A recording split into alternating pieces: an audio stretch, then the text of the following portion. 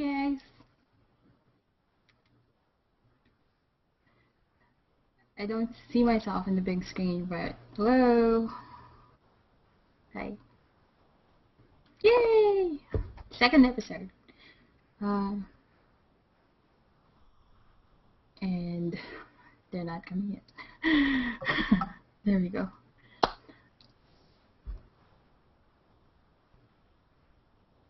Hi, Maya. There. Oh, I can't hear you. Can you hear me? Hold on. Oh, there. I can hear you now. Thank you so much for staying up. I'm so sorry. Yeah, So late tonight. I really thought it was 7. I looked back and it was at 7.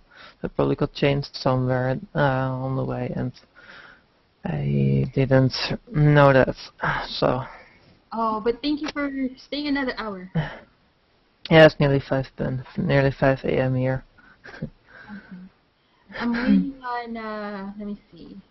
What else was this? Let me just invite more people. This is not live yet, so it's okay. Okay. And then, I think it was called Tell invite her anyway. We do have one that cancelled on us, but that's okay. Liz, Krane, yourself. Oh, Amy.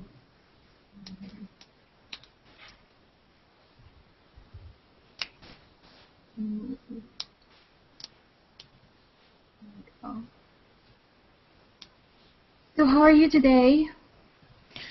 Well, I'm okay now. A bit of a, yeah.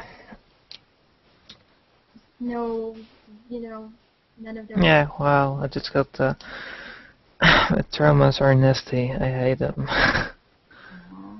Just didn't feel quite right. And, Anytime well, you want to talk, I'm always here. well, I kind of managed to delete all my circles for most of them, so I'm breathing. Yeah. Say again? You have blue eyes, or is that green? More blue, I guess. You're pretty. Wish I had blue eyes. Mine are more grayish.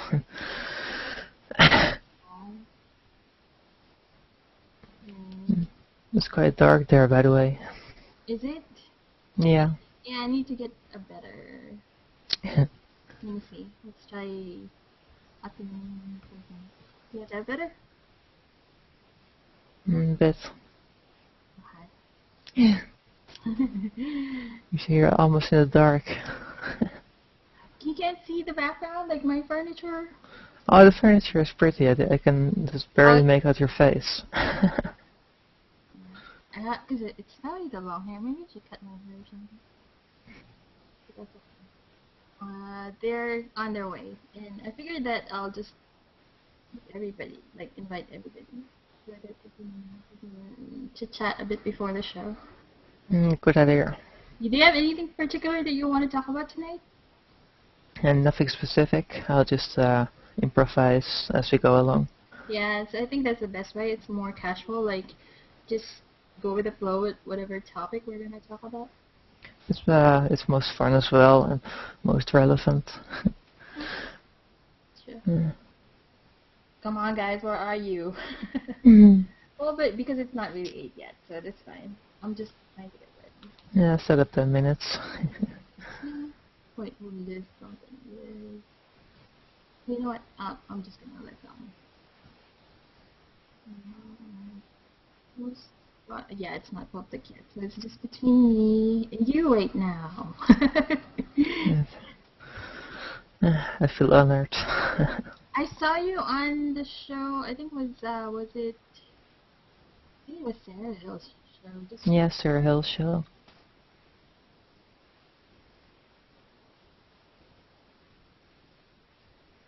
It totally was. And I got new glasses today. Yay. Not squared anymore. Well, I haven't seen the old ones much, so. Like, I get headache because think they're too high, or I'm just not used to it. Well, I switched to contacts a long time ago. I haven't worn glasses since. Really, contacts dries up my eyes. Like after 2 hours, it's just too dry. And Yeah, it depends on the person. So, I mean, I can wear them all day, no problem. I'm lucky. hello, Monique. Hello. Hello. Am I? See, This is as good as I sound today. Wow, that's pretty bad. What happened? It's not as bad as it's been. Wow. Wow. Bad cold. Are you sure you're gonna be okay during the show? Totally. Okay. Okay, well, it sounds like you need to take some rest, but... Have you tried honey and ginger? That really helps. No, but before we start, maybe I'll go get some lemon juice. Yeah, like a warm honey and just warm honey. Helps a lot. Actually, use some, like a cup. I got a cup with hot water. I put warm honey, lemon, and hot sauce. But the ginger. I put that all. I don't have any ginger, else I would have done that. But I did that like last week, and it made it feel better for a little while. If you like the raw ginger, just peel it off, and then I know it's gonna it's bad, but just suck it. It helps. Oh, the lemon juice is horrible. Really? I go back to swig it like a soda every time, and forget it's lemon juice, and I come back with a face like. Yeah, because I used to sing, even though. Nice. But like not sing like in a Yeah. sing. So we had like those things where you like drink what is hot honey stuff like Right. that. Yeah, right now, it sounds a bit scary, your voice. I've heard that a lot. I sound like a troll or something. Yeah, something like that. I keep telling people I'm going to come for their goats. I'll actually be right back. I'm going to go get that lemon juice real quick, and that way if I have, like, no voice, I can chug it real quick and come back with a voice. I'll be right back. Okay. Well, that's great. Wait, who am I missing? Oh, the two Liz's. Did the two Liz cancel? Who's doing that? One's Guilty and the other one is Liz Krane. Oh, yeah. Yeah. Yes. Did you drink it hot, warm, like...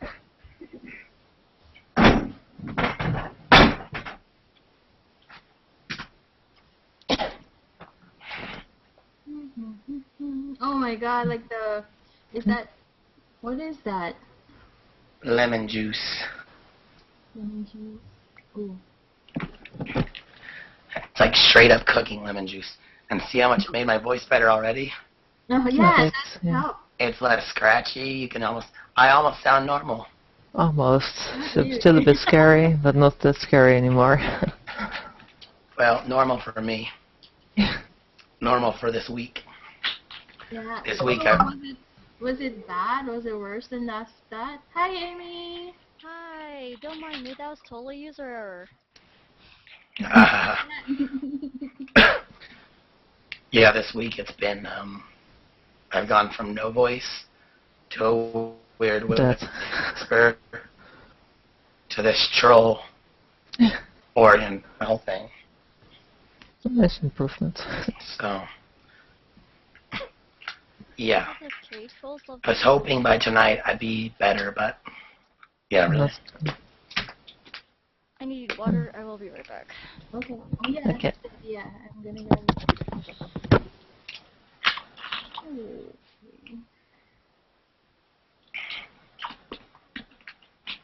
Maybe I should text Eric again. Oh, yeah. Oh, okay, I'm ahead. Wait, no, that was 30 minutes. Okay, let me just go to... I wonder what he's going to accidentally say this week. No, it's okay. I mean, We have.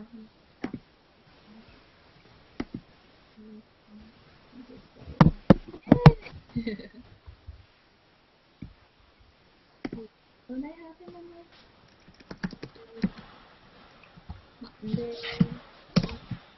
Email. Maybe I don't have any. Yes, I do.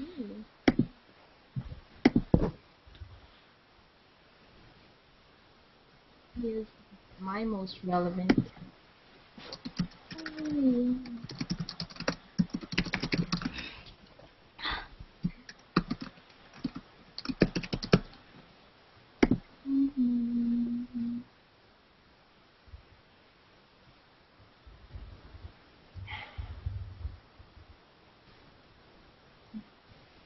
Did I call him? No, I feel like I'm stuck in him.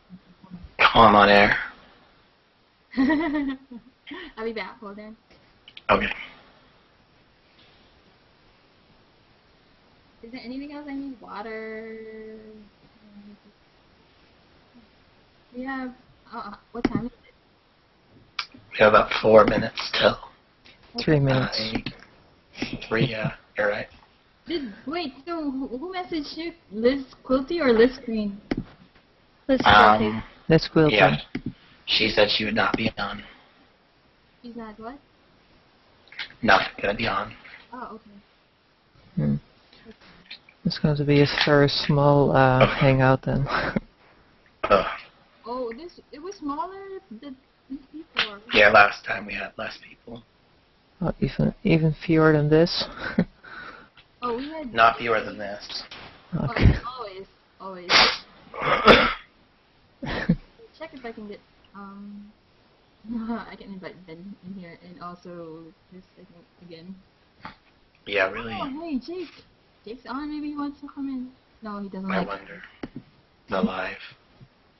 He doesn't like live. Wait. Where's Eric?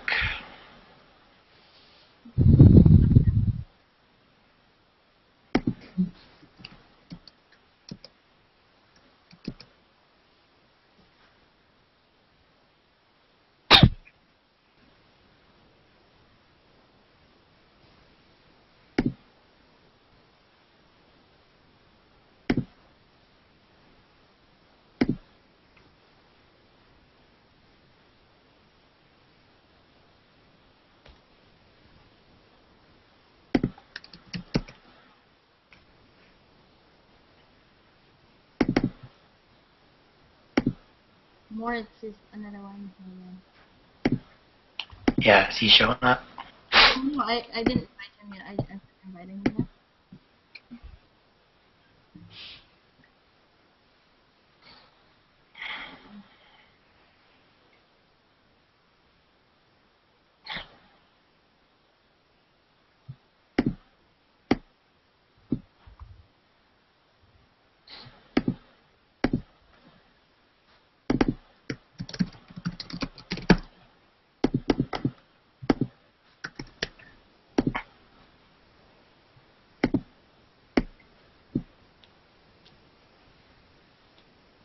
How are you, Amy?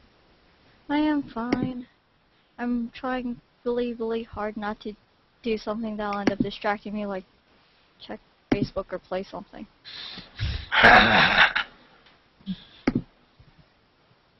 It's so hard. Life is so hard. Totally.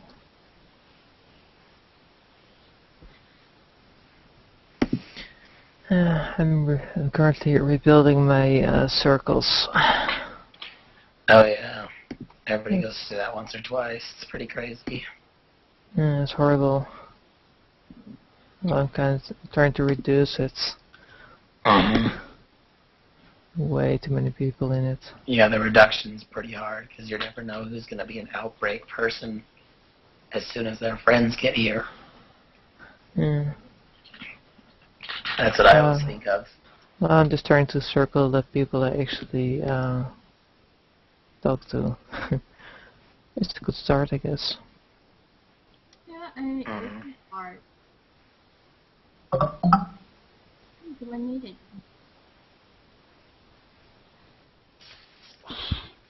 Hey, Liz!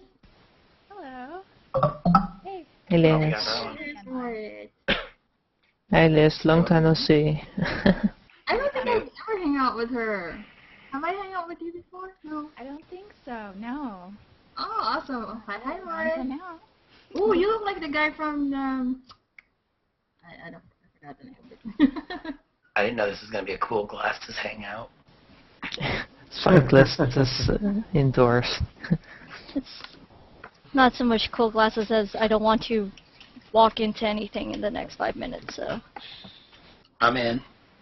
There we go. I'll play. Now I feel bad that I need glasses to see. Aw. Oh, these are just or these are just outdoor glasses, and it actually makes it really hard to see. So you're good. Before we post public, do you guys have anything to want to talk about later, or Yeah. Do you want to in mind? add any topics? I wanted to ask everybody like what their tips are for beginning developers, or maybe talk about your first experiences. All right. Yeah, that sounds Yeah. good. Yeah, that sounds like a good plan. I've added it to the show notes. Okay. Okay. I posted up the plug I wanted to do on the thingy. I will try to stay awake. Yeah, it's quite late for me and Maya. Yeah, it's 5 a.m. here. Actually, it's quite early. Yeah, I I could was look gonna at say this it's well. early. I've gotten up at this around this time before 5 a.m. So yeah, this is early and late. Are you still up, Maya, or did I you? didn't sleep yet. No. Me neither. Me neither. Another all-nighter. Oh. I'm I'm so gonna going sleep to at 11 collapse. now. Yeah. Wow. Well, it's a good thing it's Sunday tomorrow. Well, Yeah. today. Today is Sunday. Yeah. That's a sign you Time need to go to zones, bed. all-nighter, totally screwed. I'm still kind of awake. I mean, I'm maybe a bit unintelligible at times, but I think, well, at least I think I'm still pretty coherent. So I should post public now so that I won't hold you up too long. Okay. So are you Okay. ready? I'm gonna 3, I think we're ready. 2. As ready I will be Want to without introduce saying the sleep. show this time, Mike? What's that? You want to introduce the show this time before I go? Sure. Okay. All right. Ready? 3, 2, 1. Go. Hopefully- Okay. Are we Wait, live? No. 3, 2, 1. There you go. Live. Live Yay. and broadcasting. All right. We have the Mobile Web Dev Show today. We've changed our schedule a little bit. Last time we broadcast on a Wednesday, but then 2 holidays happened, and we decided to kind of take a little bit of time off. So we've taken some time off, reevaluated a little bit, and we're back. See how Saturday night does for us.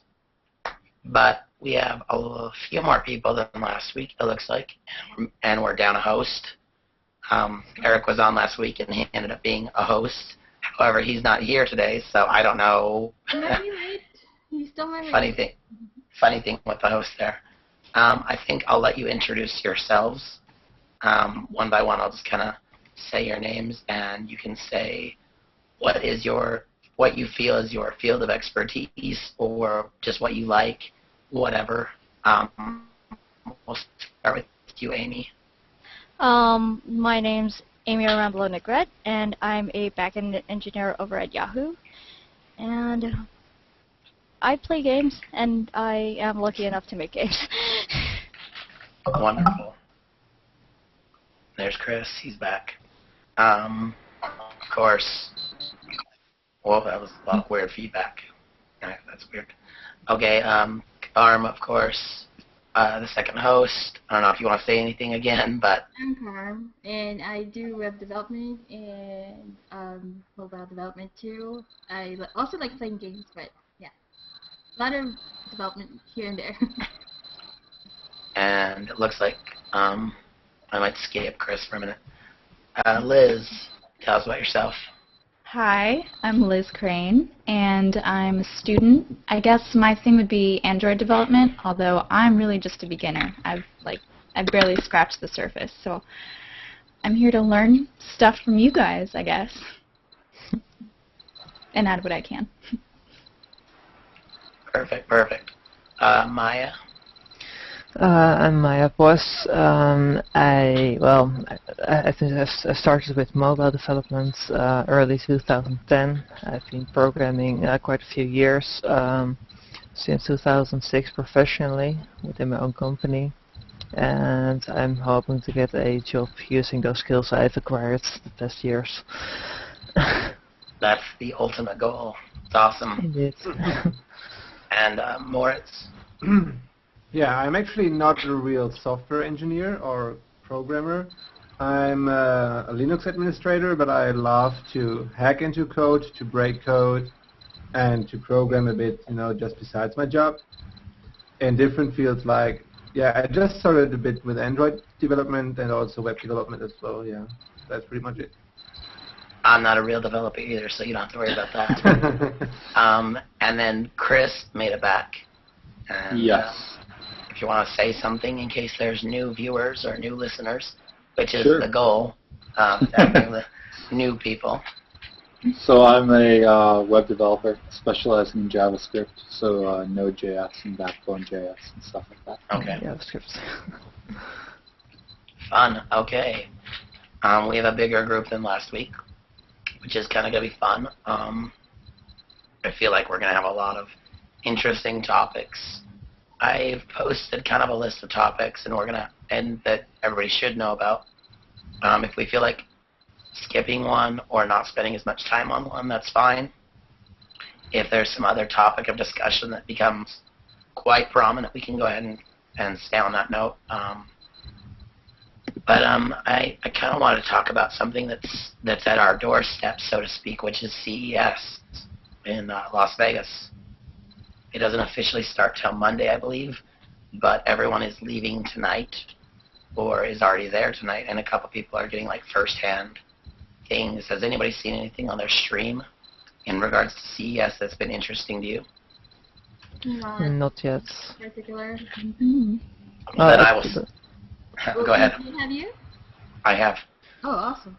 Okay, well, I've mostly seen stuff on the blogs I follow. That's like Engadget and stuff. They are quite focused on it. But stream, no. I'm probably following the wrong people. Well, you can talk about anything you've seen. I guess I just meant the stream is a generalized area. But yes, Engadget blogs, things like The Verge, they're all there right now. So, I mean, I've watched. From what I can tell, Robert Scoble's going, and he's already talking about a couple things, and talking about some tablets that'll be out. Samsung is going to unveil a TV, Google TV. LG will also do the same. OLED television, yes.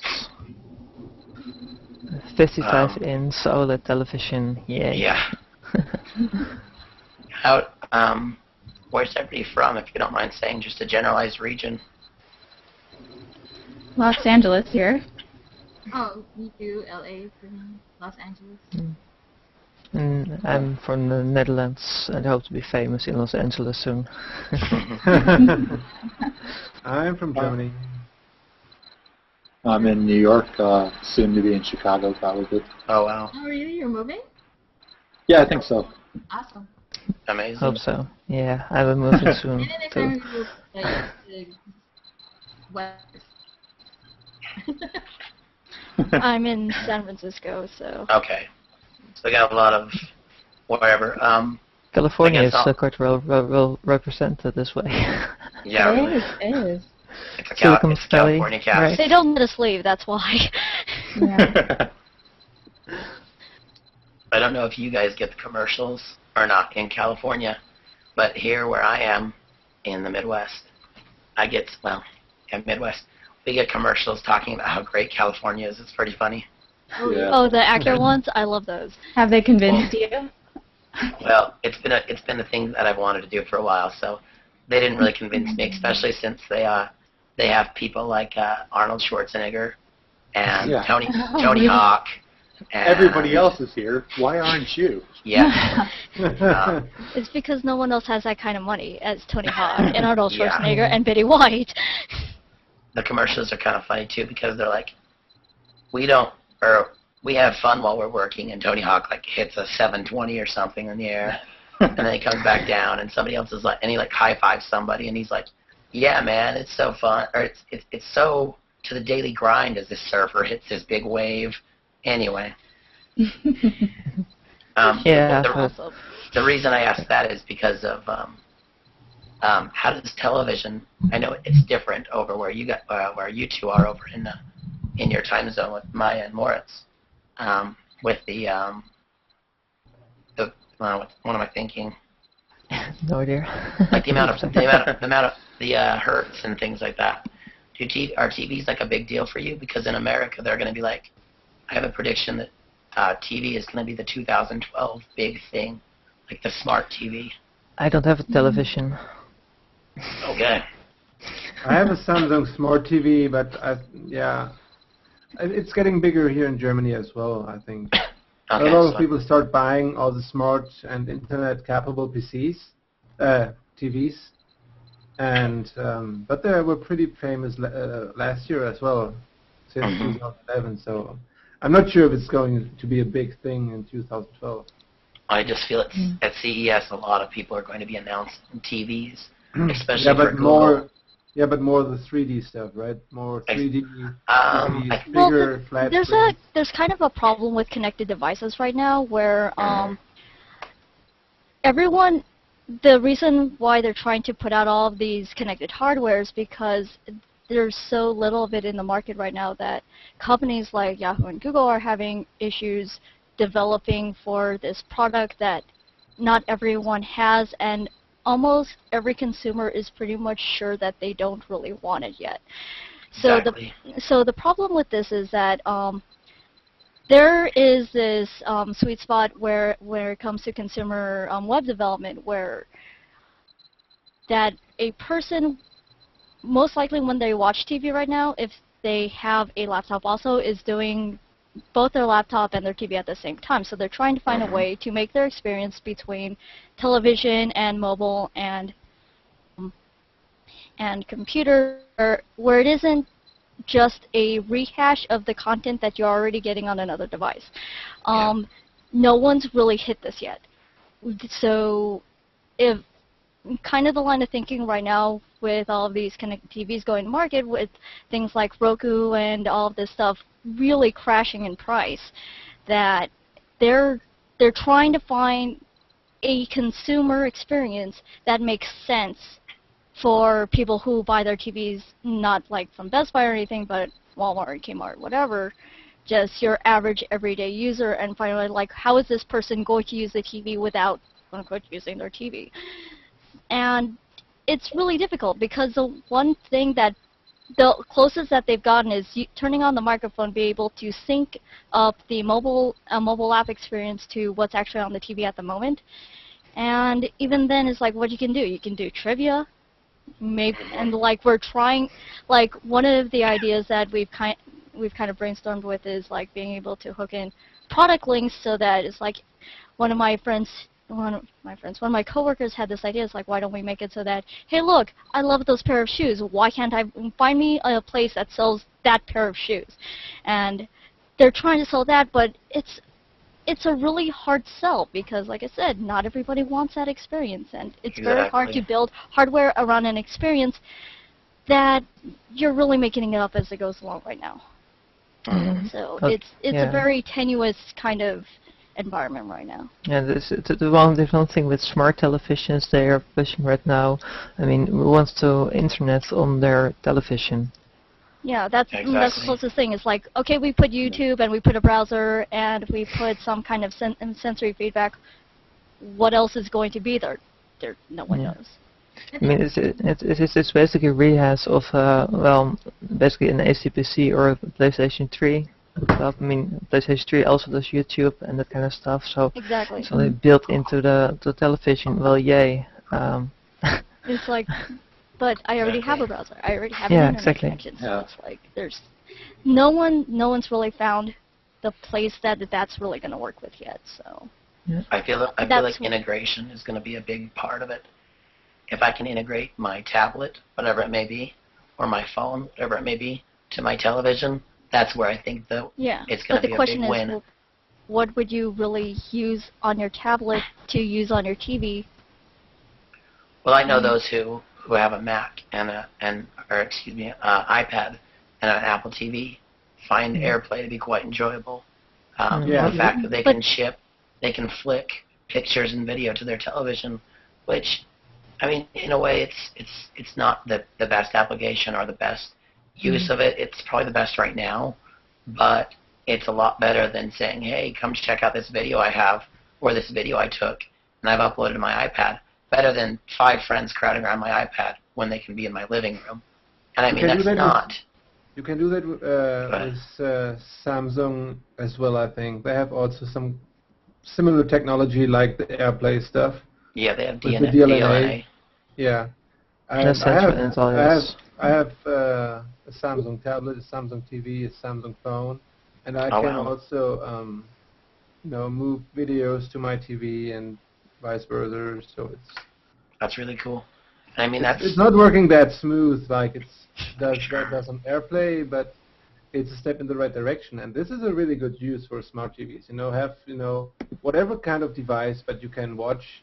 You start watching a movie on your tablet, and then you want to switch it over to your TV or something, or you're watching a movie on your TV, but then you have to go somewhere, so you can just slide it over Bring to it your with you. tablet Mhm. and take it with you and continue watching. Yeah, that's kind of what I mean by integration.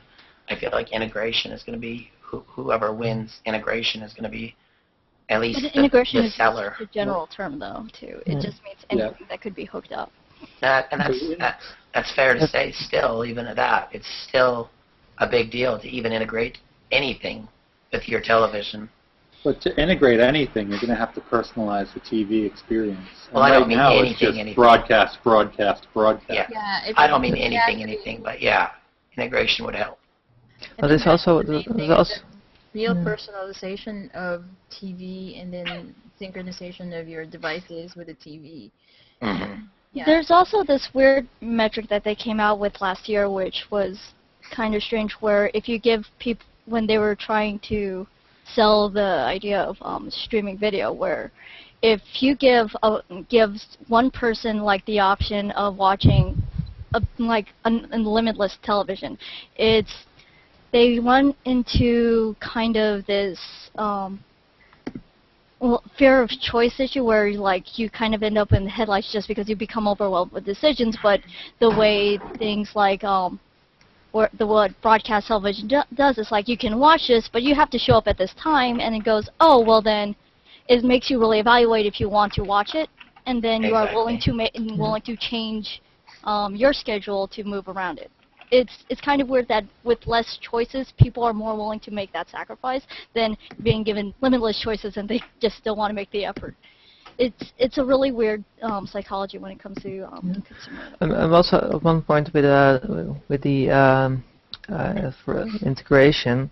One thing it reminds me of is basically what it's moving back towards to is more like the 80s terminal and mainframe model. Okay, it's got one single profile on the mainframe. Terminals connect to it. The terminals do not have any kind of information. The session transfers basically via terminal to terminal.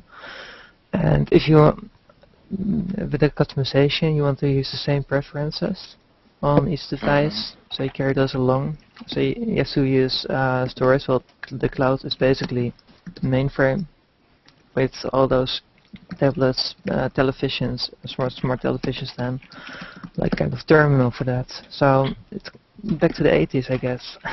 Yeah, really. It's one interesting, thing. I mean, everything comes back again. Everything is old is new again. Yeah, really. And broadcast is important, but I think that in the same way, you don't really listen to like a car radio anymore. You listen to like Spotify radio. It's more targeted. It's still more personalized. It's still a broadcast environment, but it's still your personalized content. Totally, yes. It's the whole thing about what you had in the past. That on the radio and television, you just tuned in whenever it came on. Then you got, of course, very disrupting, I should say, with that you could actually tape shows. Well, major breakthrough. Yeah, really. So they could actually record it. Of course, you had to wait before it actually got broadcast. And of course, the fun of programming times in your VCR. Exactly. But now the DVR tells time on its own, and it's like magic. Magic. Yeah, the DVR automatically records what you want to watch without you. Well, until one time it doesn't, and of course it's encrypted usually. So if your DVR dies and it gets replaced, all your shows are gone. To start over again. So I mean that's basically why you see the Pirate Bay is like a DVR. People treat it like that. Oh, you missed that show, want to watch the show, you just download it, watch it. Movie, download it, watch it, whenever you want, however you want it, wherever you want it. Big screen television, iPad, whatever. And that's really the way it should be, of course.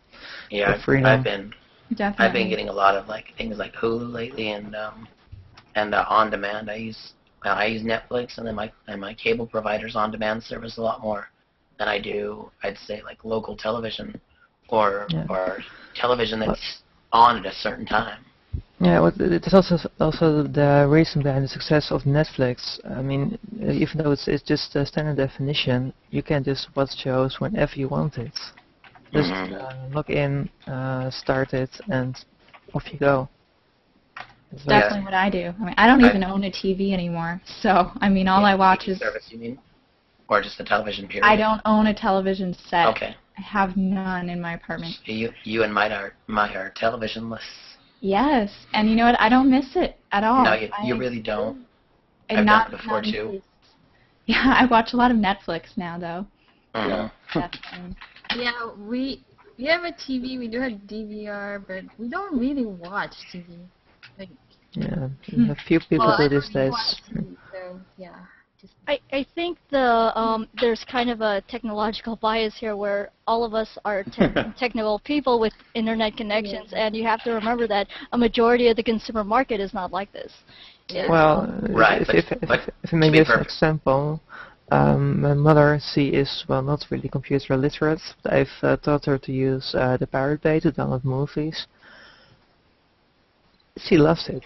She really loves it. She can find movies, again, download them, watch them. So that's... To be fair, though, Amy, the people that are watching this show are the people that would be into the techie and that thing. Well, no, but you're talking about was like why the market hasn't caught on is because the market is beyond the people who like here. Yeah. Exactly. They need the one-click solution, and they need it to be readily apparent that it's going to improve their lives. Yeah. I've told a lot of people how to do things, and they're just like, nope, too many steps, I won't get into it. Gotta keep it easy, and I mean, but this whole thing, which has been demonstrated by, well, you could call it piracy, you could call it sharing. Yeah. I mean, it's easy. You just go to it, download it, play it, any way you want, no DRM or anything, and that's basically the way it should be. And especially with the integration thing, that's what you can see. For example, when you buy a CD, you're not allowed to copy it or just transcode. If you buy a DVD, you're not allowed to transfer it or play it back on other device. You cannot encode it officially. They started providing different formats on there as well. So you buy a Blu-ray, you also get a DVD version sometimes, or a version you can play back on your iPad or iPhone, that kind of thing. But format shifting, well, it should be possible, it should be easy, but it isn't, and it's really hindering this integration. Because you cannot transfer between your television and mobile device because it is not allowed according to the license. It's definitely a problem. Yes, and if you have any questions, by the way, you can post them in. We're reading comments. Oh, Yes. yes. I have that for the tab live. open right now. That's for the live Except of people. Carmelyne because he forgot to ungreen box Chris. Even if people were saying it in the comments. And he was the last one who. What, you guys don't like watching me? I love watching you. I forgot to green box him. I'm sorry. That's so funny. Yeah, I know. So, It's pretty funny. I didn't even notice it. Yeah. moving on with CES, is there anything else anybody's seen or is excited to see, or Well, the one thing, want to those see? OLED televisions. Sorry, Yeah, Just lots love of them. television. well, there's OLED, To CES. AMOLEDs. Oh, Those are yeah. all the interesting ones. I mean, the rest are boring LCDs. I hate LCDs. It's plasma or OLED for me. I think Samsung has that 80-inch TV they're going to announce this year. Oh. Yeah, LG Yeah, and that's awesome. Samsung both have a 55-inch OLED television. Exactly. Ubuntu TV, apparently. Yeah. Ubuntu, Ubuntu, however you prefer to announce Yeah. it. They're going to have their own TV. I mean, it's a concept from what I've understood, and it may not even come to market, but it sounds interesting. Well, I think they will market it. I mean, LG already brought this 15-inch OLED television to market. It's still being sold. UK, United States, Japan, South Korea. So That's really they're, awesome. they're definitely willing. I mean, they have invested a lot, LG and Samsung, in new factories for OLED, big screen OLED production. So they're definitely going to do it. Why can't they just get rid of the TV and then make the computer really big? Well, it's already going to be a really Different big computer. distances. It's already Yeah, where really. it's headed. Because no one Yeah, would televisions sit are 3 gonna- feet, less than 2 feet away from a 40-inch monitor. Yeah. Oh, no, I Less think than 2 inches away from that 80-inch or the monster. TV really like But more it'll be a so computer. big. Yeah, Like- 55-inch monitor. I mean, a 30-inch is pretty big already. Yeah. Just look slightly up and try to gaze it all in at once. It's like sitting at the very front row of a theater. Oh, it's done at once, horrible. I mean, you could see everything. You're never gonna do a typo that you missed. You're completely gonna see it. Yeah, really. A gigantic Who's that squiggly comic red line book? attacking you So big. In 3D.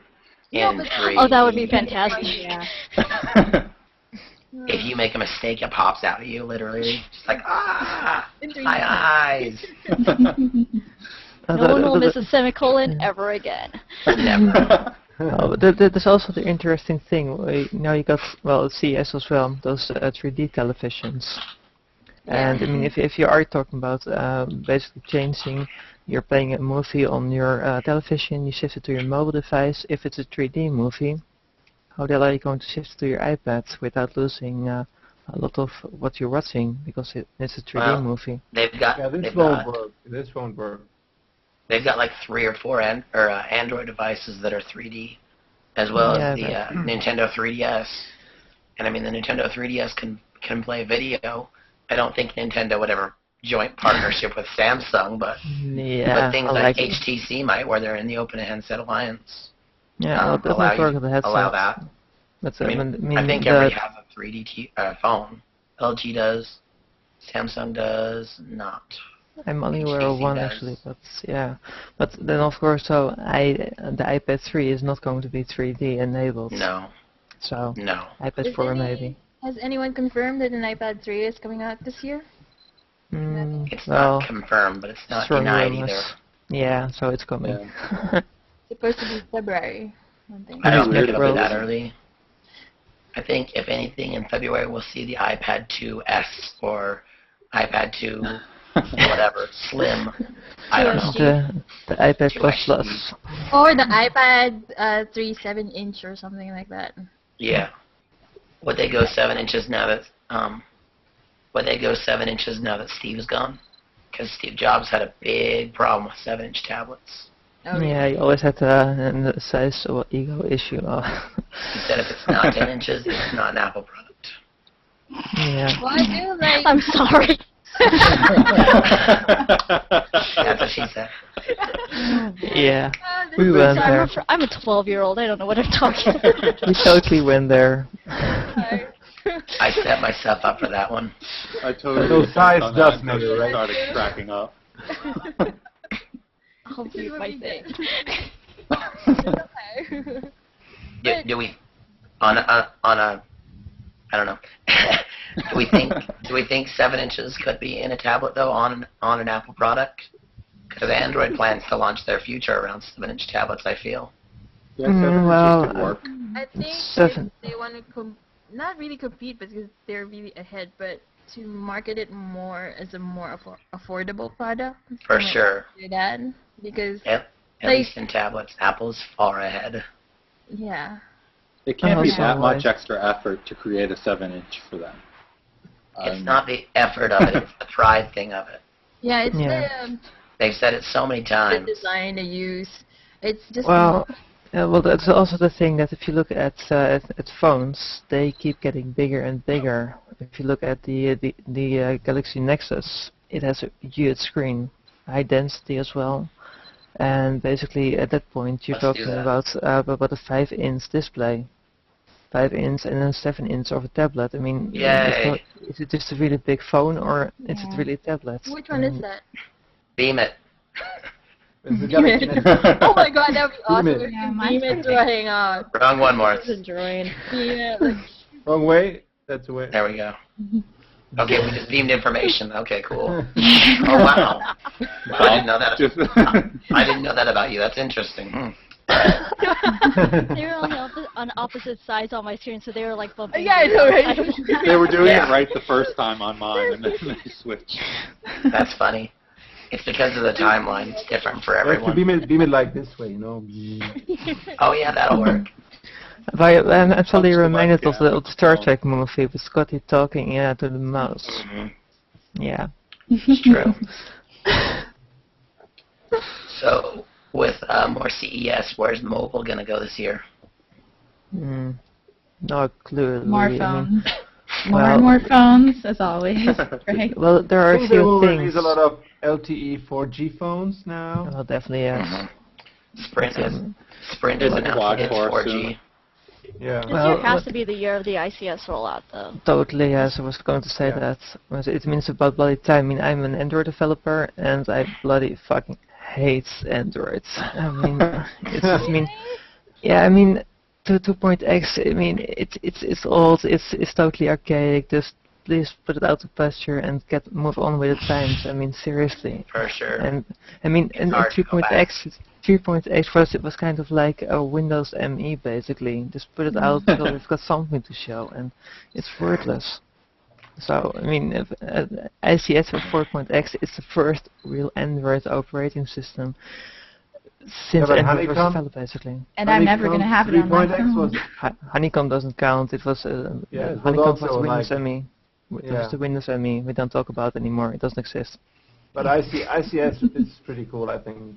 I And I think like for the way sure. I like the step Google take when they said that every new device which is running ICS or other companies who want to brand the Android version has to keep the basic Android below it. They're not able or allowed to change it in some way, about which bloody makes it time just too. a lot more easier for developers as Yeah. well because they have a basic code on every device.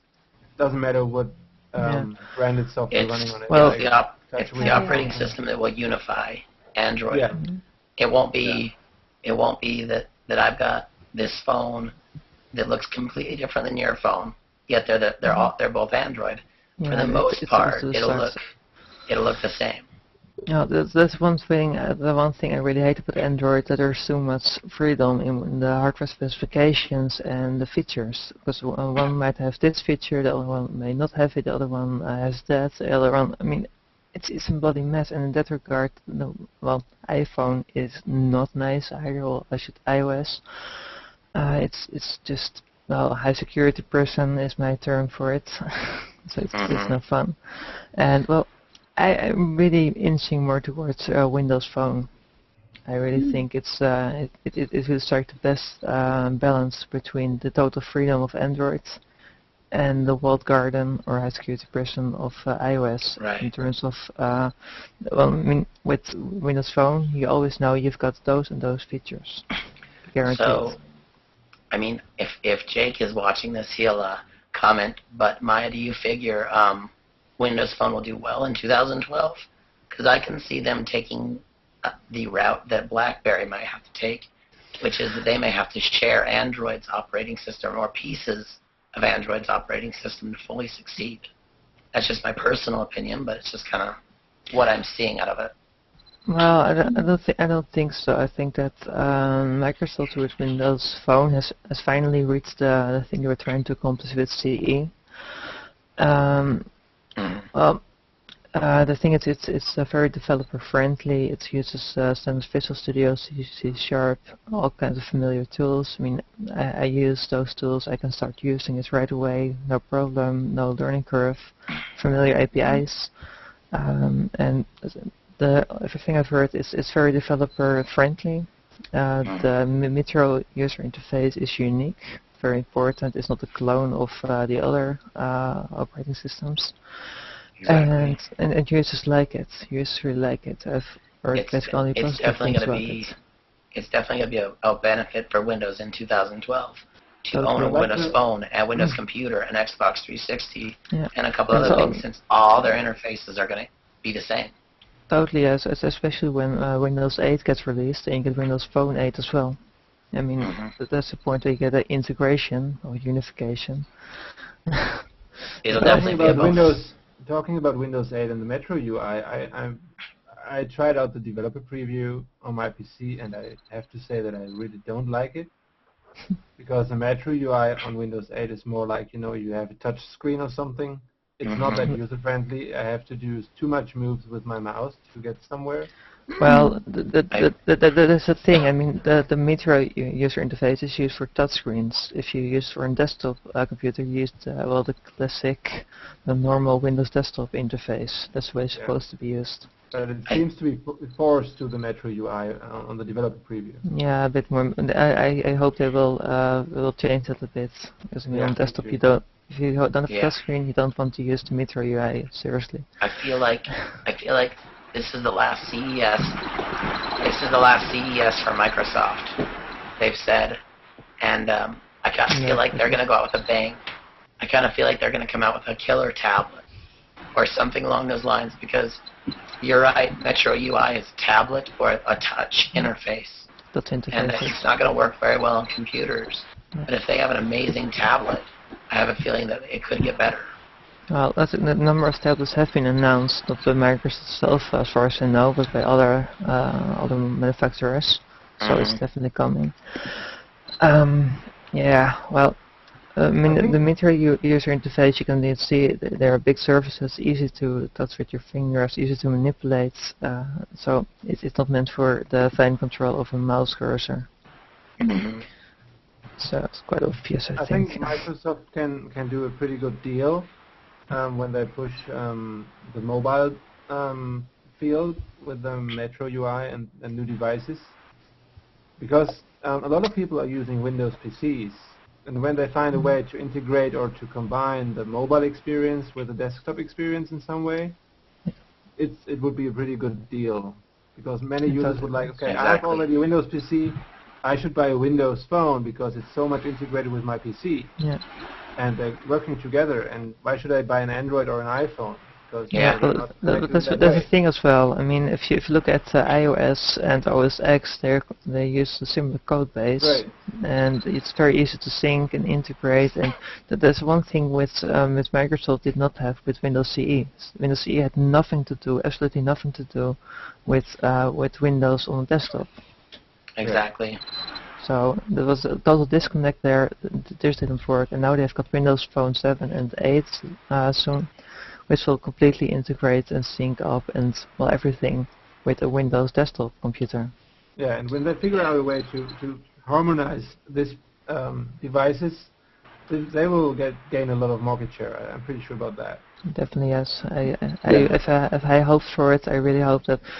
Because I don't want to develop more in Java or Objective-C. So we were. I know that a bunch. Go ahead, Chris. I was just going to say that a bunch of consumers that I know that picked up Windows 7 phones were happy with the phone, but they weren't happy with the execution of the phone. So I think they want Windows 8 execution, but the Windows 7 really made them realize that they might get a Windows phone. I was going to say, speaking of commercials, we were talking about commercials earlier, but the Windows commercials are one that's trying to appeal to a mass market. They're trying to show that you can integrate mobile and PC quite well, or at least attempt to. So they're definitely appealing to a broader audience on that one for sure. Have you guys seen any of these commercials I'm talking about? There've been like 6 or 7 of them out. I think it's more of an America type I don't thing. have television, so... Yeah, Right. I think... And like demo it, and that would help a lot. Yeah. But yeah, I haven't. Do you have any in mind that we can show right now? Well, I know there's one where a man is speaking with, or he's got a shopping list, and he's purchasing items off the shopping list on his phone, and then he goes back and looks at the shopping list again and notices it says candy now, and he's like, oh, okay, well, somebody wants me to pick up candy, and then I'm adding all these I saw that one. obscene ideas and things.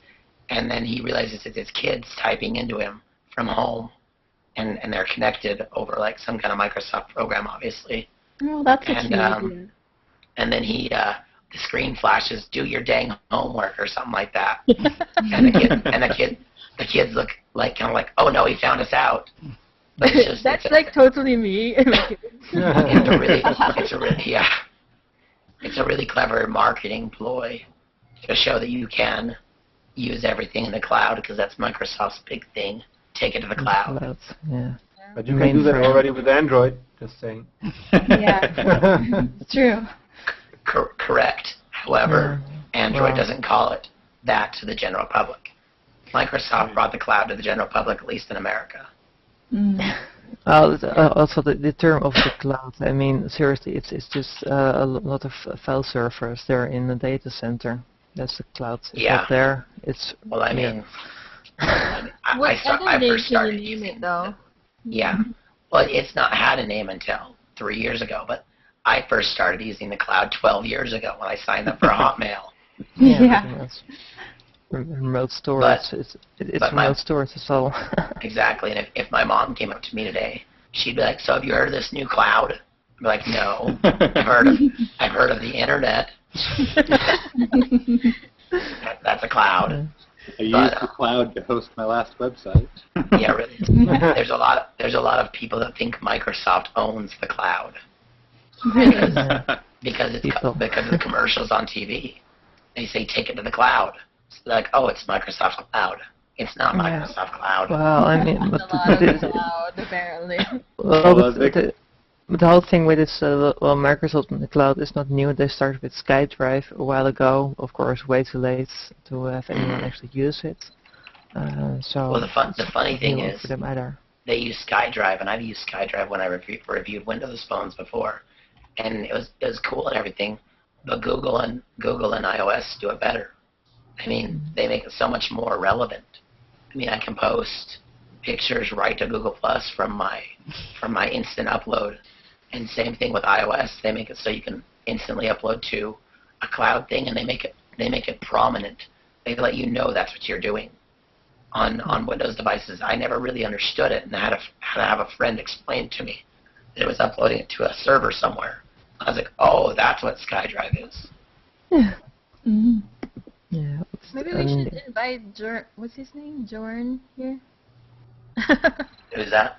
Oh, I'm reading the feed for the show, and you're reading comments? No. Other way. comments. reading comments.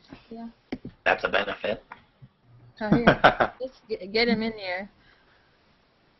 Hold on, let me invite. Oh, keep going. Sorry. Oh, Like, sorry. how many of you know that you can have 10 now and hang Yeah, out definitely from there? invite him. Oh, I can have 10 now? Yeah, you can have 10 now. Okay. Yeah, we discovered it a while ago just- with the Serial show. Yeah, that kind of sidelined the with Windows. I think we out-talked it all there. I think since CES is relatively unknown, and most of it will probably be discussed next week's show, maybe we'll just move on Oh, did he drop? to like a year review of 2011. Like, how do you guys feel about what happened in 2011? Just the different topics, just the different phones, the devices, the tech, the APIs that have been released. Just what were your favorite moments in 2012 for tech, mobile, APIs, development? Favorite ones, not really, more like painful. I mean, I started with Android development last year, and let's say one thing I found very annoying is the lack of, for example, 264 support on Android. It differs so much per phone that you're actually forced to use MPEG-4. You can't use anything more advanced. The kind of things, and and also pet peeve, the asynchronous user interface in Android. I hate it so much. So that's painful moments, sure. So you're an Android developer. Are you an Android user, or do you have another type of phone? I've got a Nokia 6230 as my actual phone. Everyday device. That's cool. Yeah, dumb phone. I like it. Well, the best part is that it's going to stay on standby for a few days and then. Yeah, that's helpful. Not always looking for the charger. Yeah, exactly. Although, well, a dumb phone cannot charge from USB, which is a minus point, but. It doesn't really matter when you can keep it on for 4 days. Exactly. Yeah, that's true. I mean, I've gone, stayed at a friend's place and just took my phone with me, no charger, didn't need it, and by the time I got back home again, with a few brief phone calls, battery was still completely full. That's awesome. I kind of miss that. Yeah, that's a big compromise when you get a smartphone. I mean, they try to make them as thin as possible. Yeah, and they skimp on the battery. They could put in a bit bigger battery, make it a few millimeters thicker. And you could I think 2012 is going to change that for smartphones too. They may never have a 4-day battery, but I think we'll see a better battery in the future. Well, like 2012. One day would be nice. I mean, most smartphones do not even last 24 hours. Yeah, no, Really? Not even. I would not be able to tolerate that. I thought it was bad that I have to charge my phone every night.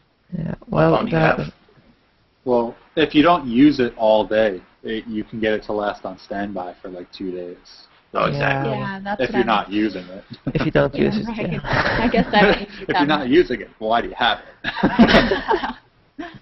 The one thing I noticed was with the Samsung Galaxy S. If you do use it a tiny bit during the day, it lasts maybe 10 hours or so, 10 maybe 12.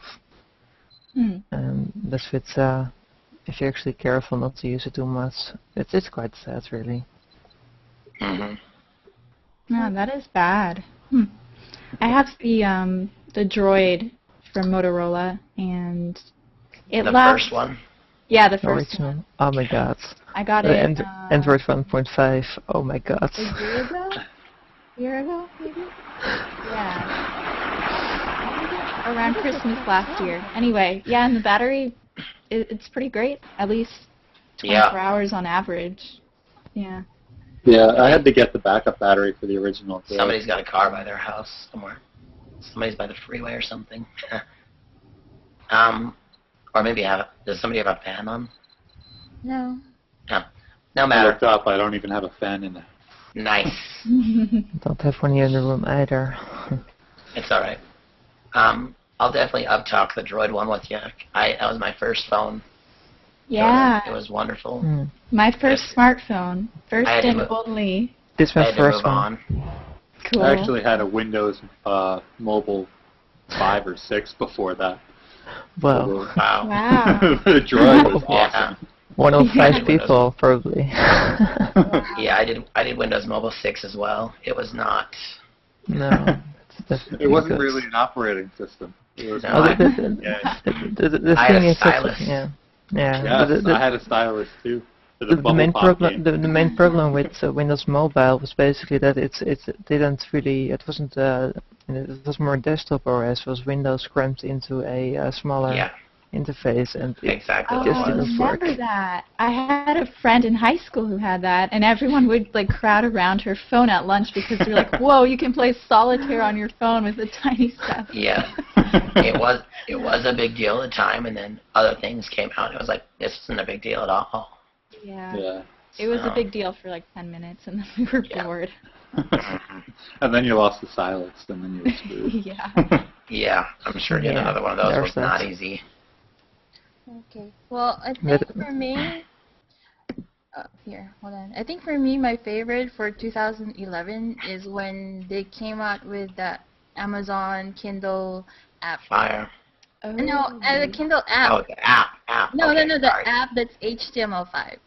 Exactly. Yeah. Because that like took them out of the Apple Store, but it also showed a lot of developers and a lot of consumers that you can use HTML5 as your, not only like the native Apple applications. I mean, native applications in your iOS or Android applications, but you can also use, the HTML5 as the base application for something like as good as like a Kindle reader. And that's one of my favorite. And the other one is when ICS came out.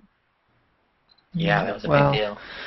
Of course, people say HTML5 like HTML5 isn't that special. I mean, Yeah, it's No. not that special, but so it's an alternative that we It can. isn't, Yeah, but it well- is. It's the reason why It's a HTML big deal, but it's not special. special. well, let's put it this way. I mean, the audio video tag are not special because you could do the same thing with the object and embed tags before that, Well, using plugins.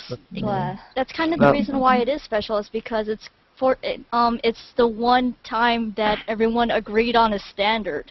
That No. alone is a miracle. No, Yeah. they didn't. No, codec wars. I mean, Microsoft standardized on 8.264. Firefox uses WebM and Theora. Same for so if you want to use audio video text of HTML5 on your website, you have to upload at least 2 different versions of each file, and that's why Yeah, it sucks. it's pretty bad. Well, that's Fair to also because say. it's new, though. They're still developing the standards for it, but the fact that everyone's No, at the table for that is... the standard is finished. The standard has been finalized. Yeah. There's nothing going to change there. I don't know if the It's codecs dead. are going to change very It's dead. much. No, it won't. I mean, the position of Microsoft is very clear. The position of Google and Mozilla are very clear. They're not going to change their stance. And HTML5 video audio is dead. Yeah. It won't gain any traction. It can't. That's Because I think cool. Talking about I HTML5. hope not.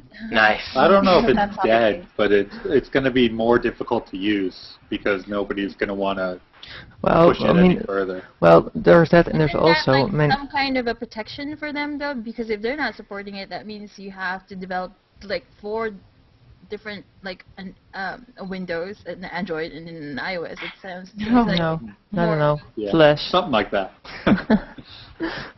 But yeah, I mean, How is that not the big story for 2011, that the sunset of Flash?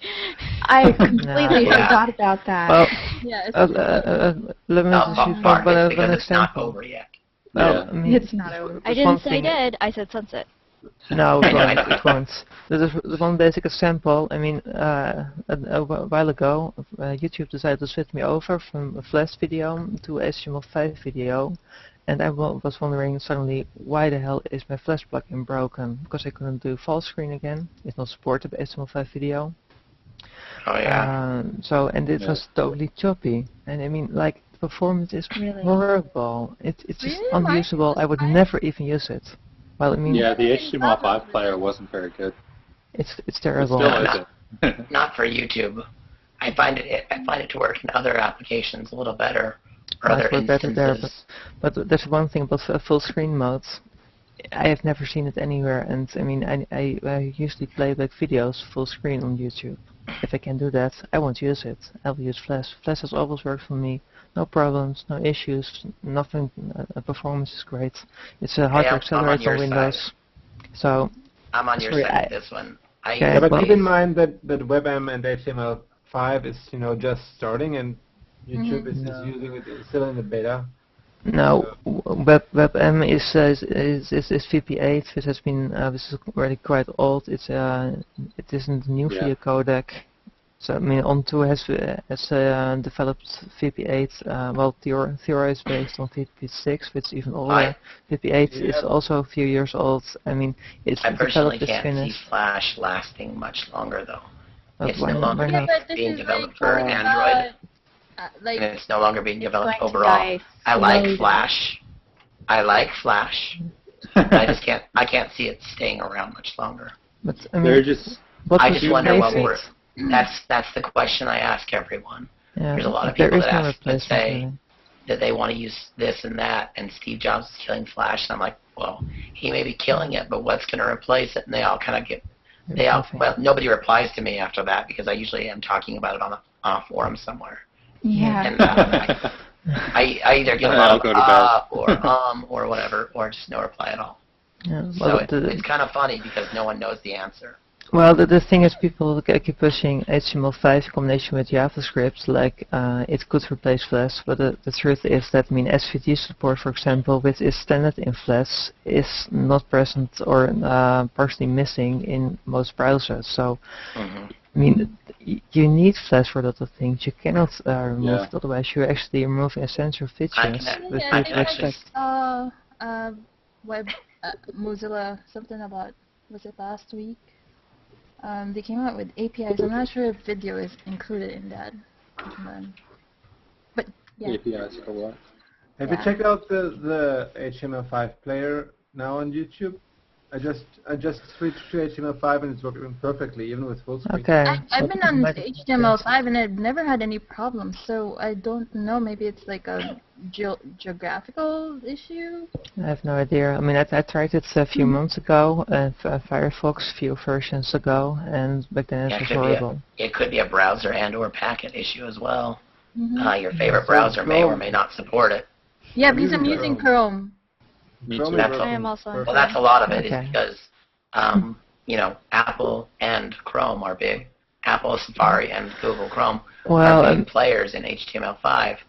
I must also say that I've actually worked on the source code of Firefox, the media framework, which is involved in decoding the video used for the HTML5 video tag, and it's an ugly mess. It's very inefficient. They've basically hacked a few libraries together, wrote their own custom demuxer in C, and it's hideous. It's ugly. I'm surprised it even compiles, let alone runs. And I think that there could be a lot of performance issues there. So is this Firefox you're talking about? Firefox, yes. Yeah. I was working on Firefox 6 code. I've actually noticed that myself. As I switched over to Chrome a couple of years ago, Firefox got slower and slower and slower, and Chrome got faster and faster. Well, everybody's like, well, plugins just work better. And I'm like, not anymore, buddies. The only thing I don't like about Chrome and in comparison to Firefox is the developer tools. Like, I kind of like the Firefox developer tools more than Firebug is great. Well, they've been around a little longer. So they have a little more time to develop. Yeah. I like that Chrome just comes with them. That's true. It's default. But still, I mean, not Slash, as opposed to Firefox. They're not as grandiose, but they do come with. Well, but this, of course, installing Firebug takes like 10 seconds, so it's not a big deal. Yeah. So I'm fine with it, and I think that for Firefox is getting a bit faster as well. 9 is faster. Have added in 9 you've got a new JavaScript engine, which should help a lot with a lot of HTML5 related performance. So it's all helping, and I think that maybe Firefox is on par with Chrome at the moment, but it's just getting there.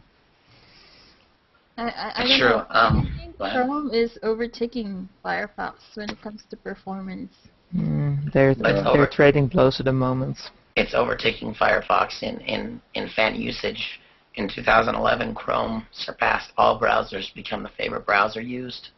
in households. Yeah, it's so weird because when I first used Chrome, I'm like, how do I use this? There's no search bar. Like, where's the search bar? And I only have There's one bar now. for it. When I go back to when I go to Firefox, I'm like, I can just type this in the URL. Yeah, no, I haven't used the search bar in forever, so when I got It never Chrome, I works. was just like straight to the URL. I know. Well, in Firefox you can also use the main address bar as a search bar these days. Yeah. Right, you can now. So that's also, and well, Firefox is my main browser, Chrome is my Google Plus browser, and that's the way I like it at the moment. Yeah. A Google Plus browser. No. Yeah, well, That's how I'm using it too. I have Chrome specifically for Google Plus and nothing else right now. there you go. I'm starting to sense. use it more though. I am. Are It's you winning on me. Not what OS are you on, Liz? Windows 7. Okay. Yeah. me too. And That's normally actually- I just use Internet Explorer. I tried Firefox too, but I ended up switching to IE because of some really nifty shortcuts I can use between that and like the Windows speech recognition together, which works really Oh. nice. Oh, And you that's can- what I miss in Chrome is the shortcuts. Like I cannot do shortcuts in Chrome. Like I have to not like in Firefox where if I press F or something I can assign shortcuts. Like in Chrome I can't do that. Right. Yeah. Is The Internet shortcut Explorer system 6 still cool? What's that? Is Internet Explorer 6 still cool? Because I've been using 6 a lot. Are you kidding? Yeah. No, I'm not. I've been thinking about going back. Chrome 18 I'm not. just isn't doing Wait, it for me. did you see the cake that they had? They just did that. Like they had this cake that they're celebrating the death of IE6. Yeah. Yeah, Finally that got was it. A while fun. ago. I mean, I remember using and developing and testing in Internet Explorer 5.5, and it was a bloody nightmare with lacking all the support for PNGs and stuff, and hacking around that, and lots of CSS hacks. And well, basically no CSS support. Eventually I just decided to, well, screw IE, and I'm going to develop for the browser with it actually support standards. That was my solution to it, and now Internet Explorer 6 is almost dead. Yes. Yeah. So only 7 and 8 has to die, and 9 is acceptable in terms of performance and standard support. So Well, 9 doesn't work on XP, right? So yeah, true. Nine if doesn't people are work still on running XP. XP, it'll be a couple more years. They'll use 8, Yeah. but yeah, it is still nasty. But yeah, well, But XP is running out of support this year. Which yeah, one? it is. Ah, so XP. businesses Extended will support. upgrade soon. Extended support is expiring, yes. But of course we're talking about mobile, of course, and mobile is usually WebKit. Yeah. And, Yes. WebKit A lot of is, WebKit. yeah. So, So I, go ahead. no, I'm done. Okay. I was just going to say, speaking of mobile browsers and WebKit, Chrome is supposed to be coming to Android this year. Safari is already on iOS, and even the Windows 8 browser is supposed to be a lot better.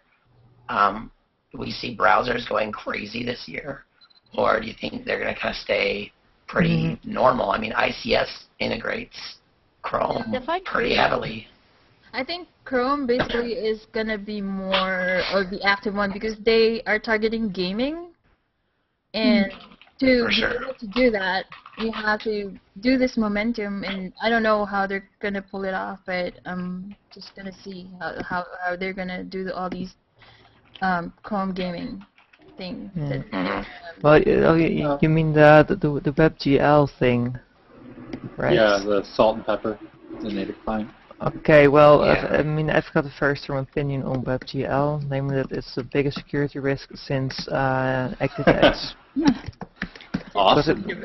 Well, the thing is that, I mean, what does it do? It does the same thing, basically as ActiveX. It exposes critical parts of the system to natively running code, because you're running Mhm. the WebGL code directly on the graphics driver, which is not proofed against that kind of security risk. Namely, someone injecting malicious code or anything, buffer overruns. It's not Sure. tested for that, and we all know how fragile those graphics drivers are. So, I'm not enabling WebGL. I will never enable it. I mean, I'm treating it just like ActiveX. Don't use it. Don't even think about it. It doesn't exist. Mhm. That's my opinion. I understand. Yeah, But it does true. kind of, I don't know, we should probably work, I don't know how they're going to fix the security on that, but it'd be nice if they can fix the If you could security. sandbox it, if you could sandbox it, would be great. But I mean, if you sandbox it, performance will drop severely. So, and it's not seeing any way they can actually fix it. I mean, Microsoft is discouraging the use of ActiveX. I'm not even sure the latest versions of IE still support ActiveX. And well, WebGL, it's a stupid idea. Just run those games just as a native application, because then you know it's actually probably you can scan it with your virus scanner. And if it's properly coded, I mean, it could be a Bethesda game and it would still crash, but at least it wouldn't make your whole system well. We're definitely at an in-between point for those things right now. It's a lot of alpha/beta stages plus things they're not even sure if they're going to use. And also security risk. Is a definite benefit. Yeah. They're testing these things now, and in 2013 we could definitely see some positive things and some. What is Moritz? Oh, he's got Chrome on his phone. How do you like it? Is it good? Oh. Don't tell anyone. It says all of that you. right next to it. Don't tell the world. All of you. No one say anything. Okay. You didn't see that here. I'm actually really excited to see WebKit in the new Windows browser, and to see if they use WebKit on mobile. They're supposed to. Yeah, I would assume that they would, because they're doing it on the desktop. It doesn't really make sense. From what I understand, they may actually do that. I don't know, depending on which one's released first, 8 mobile or 8 desktop. I mean, that one probably will get the web browser or the browser first. Right. I mean, it could definitely be an interesting thing. And with other companies, I'd say it matter, but with Windows, I don't think it does. If the mobile browser gets it first, cool. If the desktop browser gets it first, cool. It's not going to make a huge difference for them, whether it be web or desktop, to get the browser. It will matter for them, though. Are we allowed to talk about that, or no? We can't talk about what we're reading? Okay. No. No, we can't. Then, okay, that's cool. He's Anyway, just teasing us. Yes, and I am dying. You guys have any questions or any specific thing that you want to share? I know Maya has a question for everybody. I mean, not Maya, but Liz. I mean, Liz has a question for everybody. I do. Oh, go ahead. I wanted to hear from everyone. Like I said, it's a two-part question. One, what are your number one tips for any beginning mobile developers? And two, what was your first experience like, or how did you get into it in the first place? Either or. Well, I mean, I started only last year, basically February, just about, and well, I mean, I've had a lot of programming experience, mostly C++, also a bit of Java, so for me it was easy to get started. I just went the easy way, used Eclipse with the ADT plugin. It's totally integrated. So that's the easy way to get started. If you have programming experience, it's easy. Just look at some basic tutorials to see how it works. And before you know it, you're up and running. And then you figure out the more trickier APIs and how to do tricky stuff. And Google is your friend. And of course, well, how did I experience it? I've kind of hinted at it already. Well, I mean, the easy stuff is easy. The moment you actually try to do something fancy with it, prepare for a lot of pain. Right. Trust me on that one. It hurts. I also started with a commercial project, pretty major project, which took a few months for a client in Android, and I made a lot of very long, tiring days, and I didn't sleep a lot. So, yeah, it's pretty tough, and it depends on what you want to do with it, what your previous experience is, but if you really want it, it's quite possible, and it's free, of course, considering it's Android.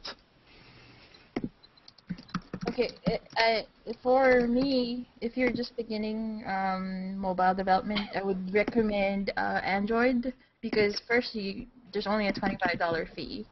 And then just follow For the market, yes. For the market, you mean? But only the official Android market is 25. There are more markets for Android. The third-party ones. Yeah, like Amazon is 100, but it's way more. And Amazon is crazy. Don't use it. I've met nobody who actually likes Amazon except the big hitters. For small developers, don't even think about it. The official Android markets and the third-party ones. A lot of them. What are there any third-party ones? Lots. There are so many of them. I mean, dozens, literally. Really? I know absolutely nothing about those. Yeah, I don't know about the third-party. Well, that's the main difference with iOS and Windows Phone, because those only have one official market. Especially Apple does not allow anyone else to sell applications for iOS. They've totally locked it down. That's why Android is very nice for beginners to start with. It's cheap, you can even keep it free, you can even send someone a random APK file, the executable file. Right. Right, it's absolutely free if you don't put it on the market. Yeah, your beta test audience is huge. Yeah, because you can send it to anybody. So that's my advice. If you get started, use Android Eclipse with the ADT plugin. The instructions are all on the Android development website. Very clear instructions, easy to follow. If you have any questions, I'm here. Yeah, just don't be afraid. Just do it. Yeah, just try things. Jump in. Jump in. Don't be afraid. The best way to learn is to get in there and actually code something. Yeah, like me when I jumped into a big commercial project like 2 months after I started learning Android. Great learning experience. Yeah, I bet. And don't expect to learn it in like a month or 2 months. Expect like a time frame of at least 6 months to be really good at something. Don't expect you're like, oh, okay, I'm gonna be like a super expert in a month after I did this. That's not let me put it this way. I've been developing with Android for over a year now. And would I call myself an expert? No. Novice? Maybe. Yeah. But there's so much to learn, so many tricks, so many ways to do it, so many things to avoid. It's just a matter of just learn, keep learning, and you will forever be learning. And also, while you're learning, what you want to do is look out for best practices. Because there's a lot of ways to write code, right? And it's not wrong. It's never wrong to how your way is called. But there are like patterns that helps a lot. That it will help you. Like if you pass that code to another person, they'll be able to. Oh, okay. I generally understand what she did or he did because you. Well, but of course, you say there are a lot of ways, but especially because it's an embedded platform, limited resources, there are a lot of ways to make your phone do really bad stuff and things I would not recommend. Oh, yeah. So I have a little story about that. So it was my first app that it's like half finished maybe, and I wanted to figure out how to make my phone vibrate when an alarm goes off, right? But I forgot like one little line of code, I guess that was really important, and then I tested it on my own phone, and the vibrating thing worked, but it wouldn't turn off. It was this constant for like, I waited like 3 minutes for it to turn off itself, and it so yeah, imagine all the ways you can find to kill the battery without even knowing it. It's funny, really. Well, did you try to exit the application using the back button? What I had to do was I just turned off the phone. Put the battery off, right? Reboot. It shouldn't happen, actually. I mean, because you're using the system service for the vibrate function, and if you exit the application, it's one thing which I notice a lot with Android. People do not understand the difference between the home button, the little house thing, and the back button, the arrow. The thing is that the back button actually closes. It closes. The other one puts in the background.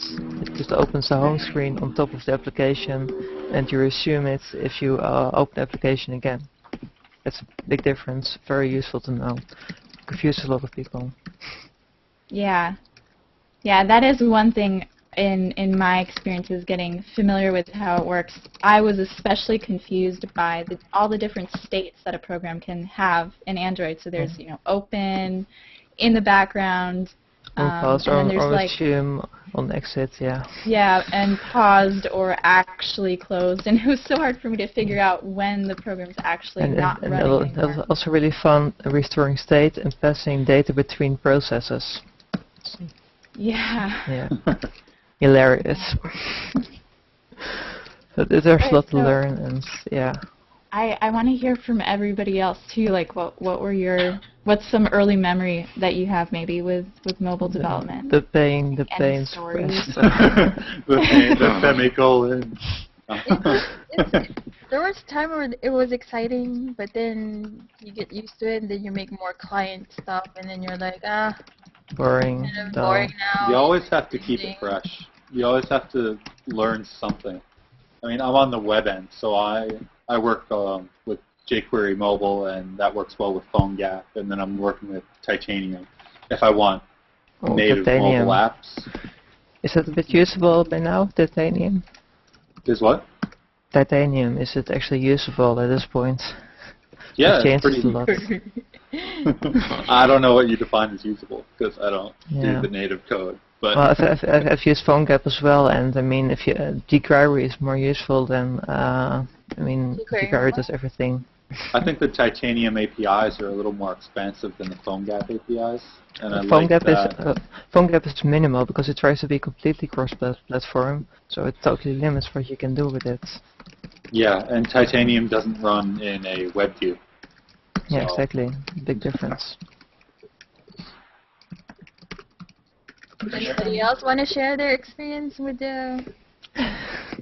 There's a precedent, I think the best tip that I can give, and this doesn't just apply to mobile development, but like all development, don't do it by yourself. Because if you do it, if this is the first time you do anything, if you do it by yourself, you will... I would know I have almost cracked my desk. You will trying to slap my face into. Yeah. What about like Stack Overflow, for example? Because that it's also that's useful, awesome. but it also helps to have someone who's doing the same project with you. Who, what's helpful is someone who's doing it with you, so that you can kind of bounce ideas, and you know if you're going at the right pace or if you're going too slow, because sometimes you can psych yourself out like that.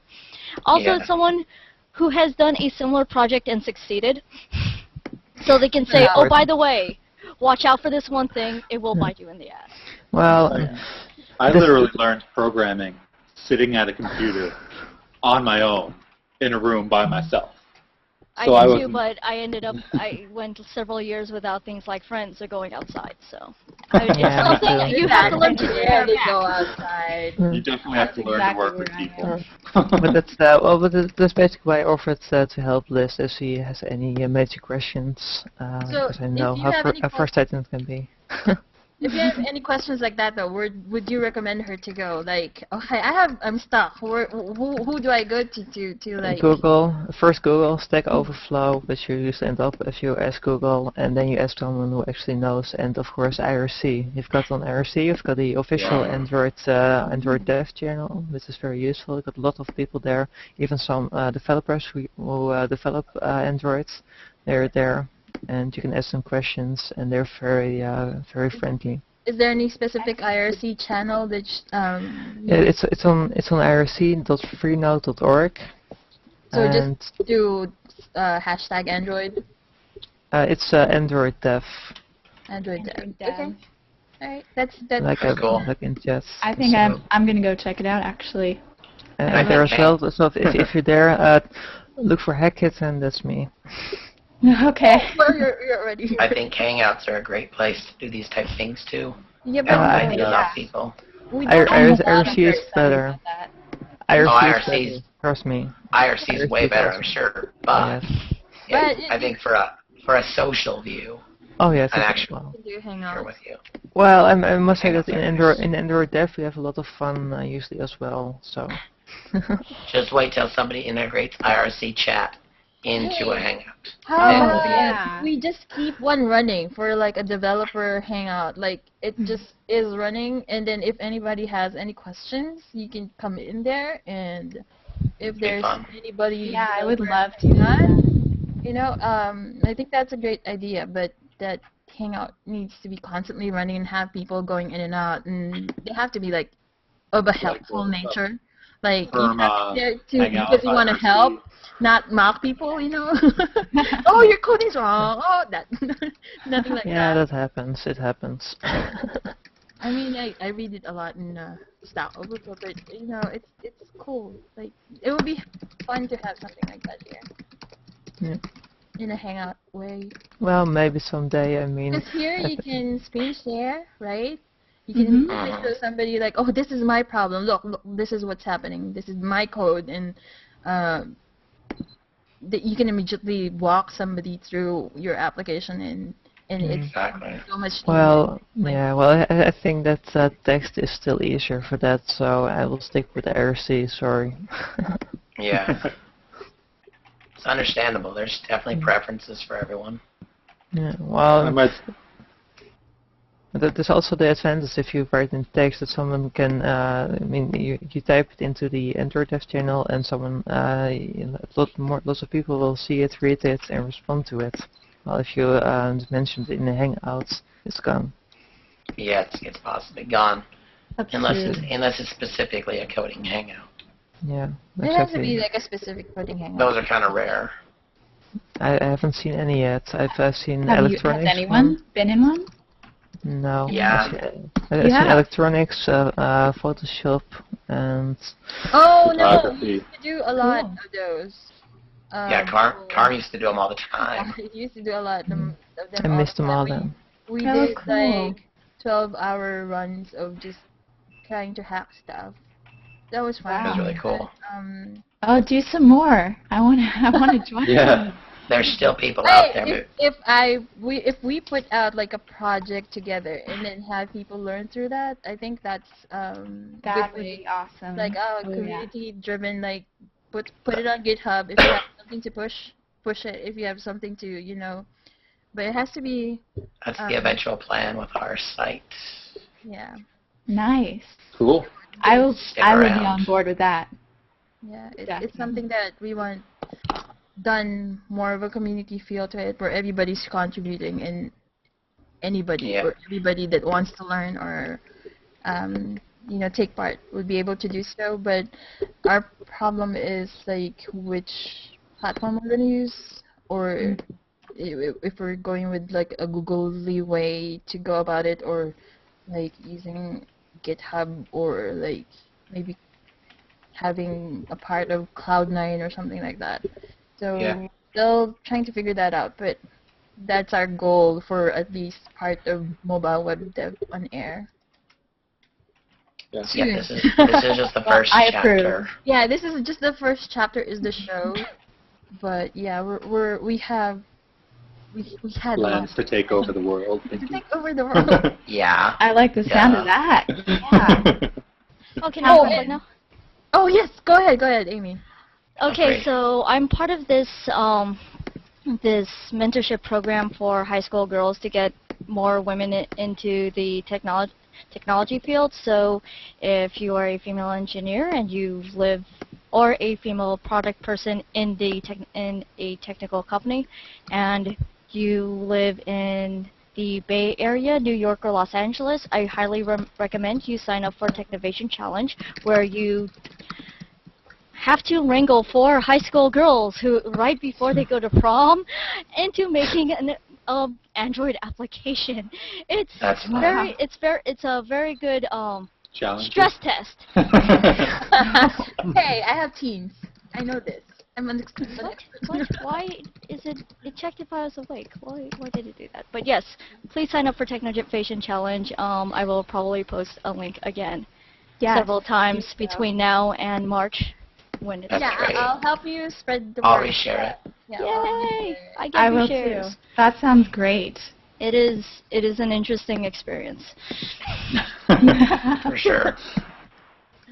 Okay. So about Moritz, any Anything in particular that you wanted to tackle or share or promote? Plug. Oh, how's your show? Oh, the Crazy Geek thing? Yeah. Yeah, well, my co-host got a fire in his place. Oh. So, Oh no. yeah, we're not able to do any shows at the moment, but he's fine. And, Okay. But you're welcome on our show anytime. If you want to co-host with us, you're free to co-host here. We welcome everybody. Whenever you need me. I mean, the time is, I know. It's like, weird for me because it's magically always hit 5 a.m. in the everybody morning. on the same 8 o'clock. I would. But yeah. I blame the trains. I blame trains for the schedule differences in the world. But Trains? Yeah. Damn train. Like choo-choo train? like choo-choo trains, because we had to do time management, because what happened before when we had no concept of time is like trains would collide and just they don't know, like, okay, you're supposed to come out at 11 and 11 at the same time, so they're like collided each other. So then we had to change this. So like, okay, so we have these Greenwich time. Okay, we're in a So are you blaming trains for time zones and then blaming time zones? I'm now going to blame trains on everything. It's fantastic. Train. Stupid train. Yeah, really. I will just I'll have to continue blaming everything on dogs. I'm a cat, so it's only That's natural. even more relevant in Europe. Because they have trains. I there. also blame Way- things way on more dogs. relevant. I am behind blaming stuff on dogs. Yay. Nice. But I like I dogs. love my dogs, but I hate my dogs. Love-hate relationship with your dog. Yes, and they know it. They are aware that this is going on. I don't know. I love. They're not really my dogs. Like the other one is my cousin's dog, and the other one is my daughter's dog. And I love like spending time with them. And I'm like saying like, maybe I should get my own dog. Because like I'm the one like spending time with them most of the time.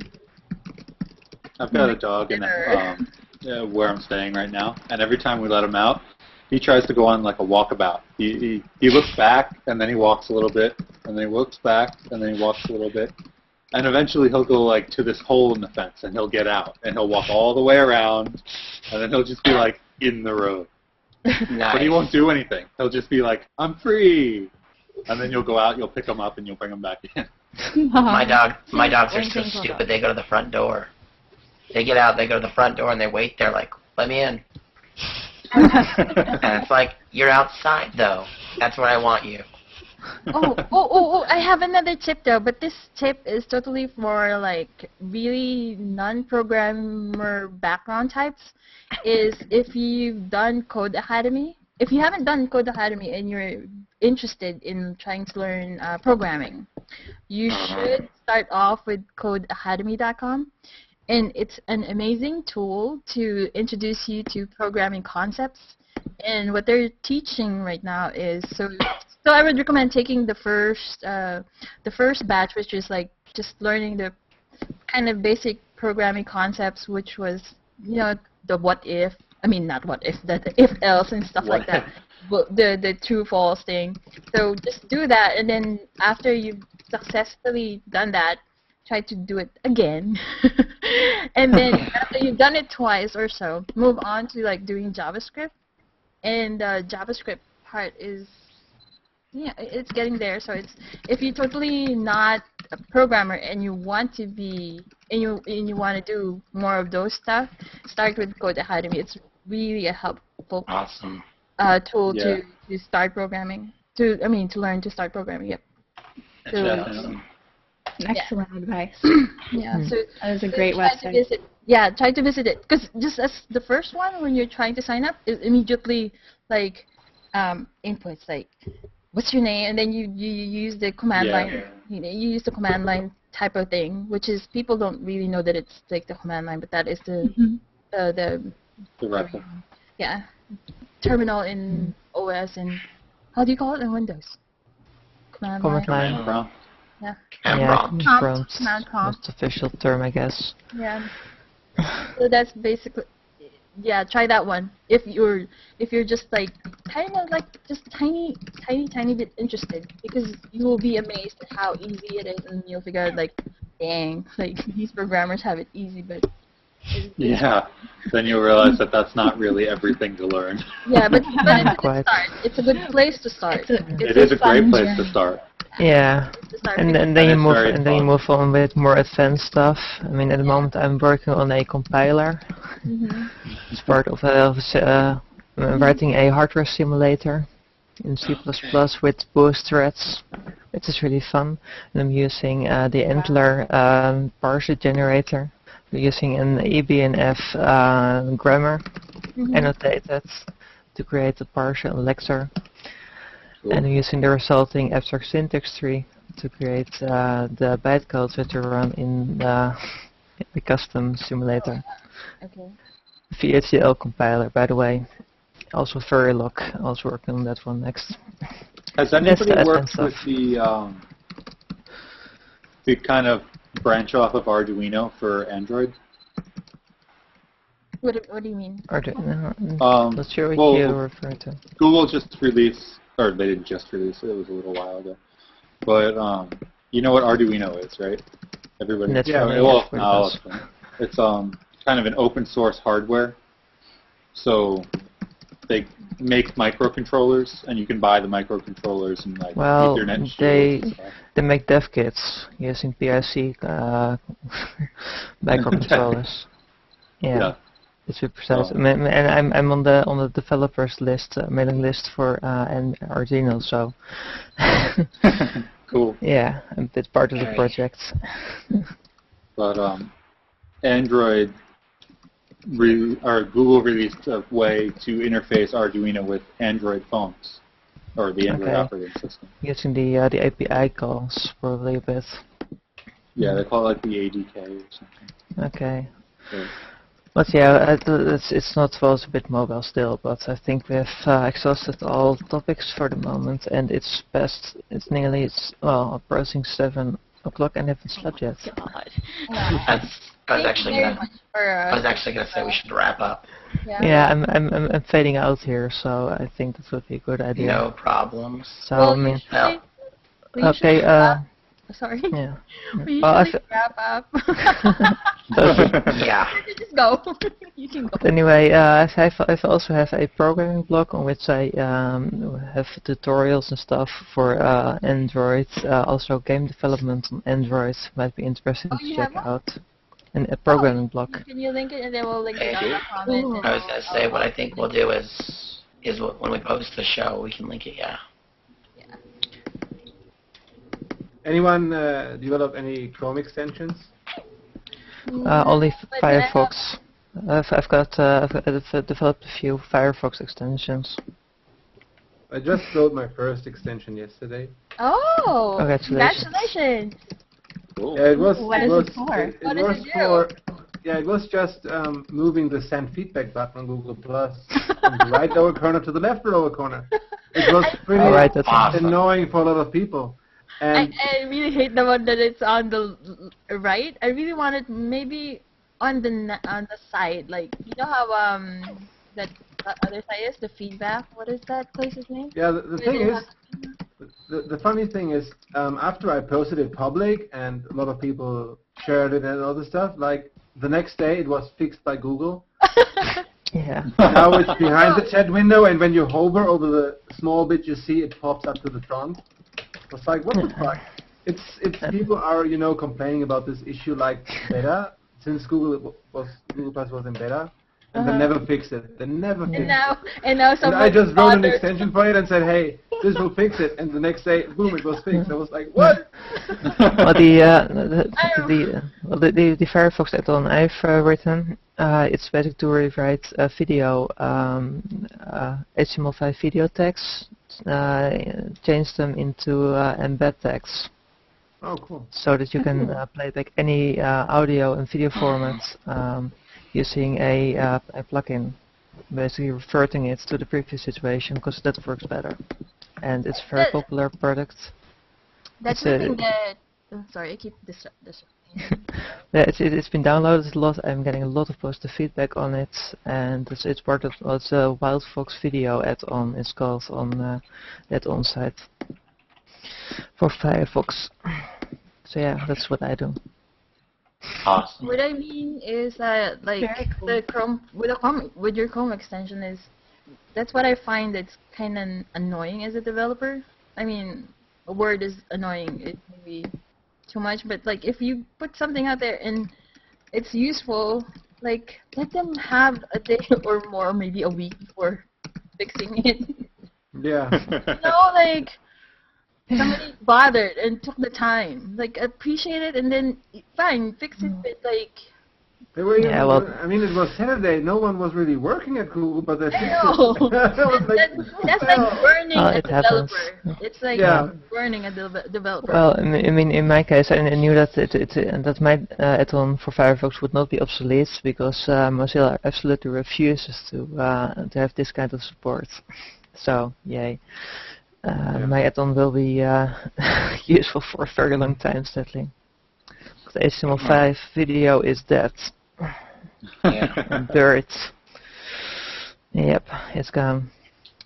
Burying it now. Still Okay, well, boring. we do That have was the to worst wrap- shovel ever. Shovel. That was a shovel? I thought that was like a sledgehammer.